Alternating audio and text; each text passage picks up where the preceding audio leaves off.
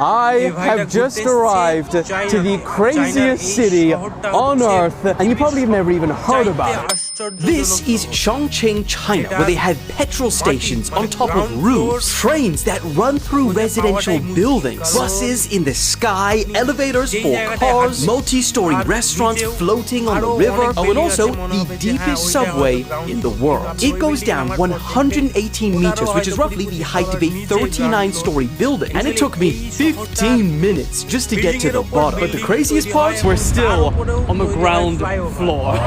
you see, the reason people call Chongqing the 5D city is because it served as China's World War II capital. All of those old underground bomb shelters have since been transformed into roads, basements, and buildings. So, good luck finding your way around. Here, you think I'm on the ground floor, right? Wrong, because if you go to ভাই তো এই শহরে গিয়ে অবাক হয়ে গেছে, চারিদিক খালি আমি গ্রাউন্ড ফ্লোর খুঁজতে খুঁজতেই ভাই পাগল হয়ে গেছে।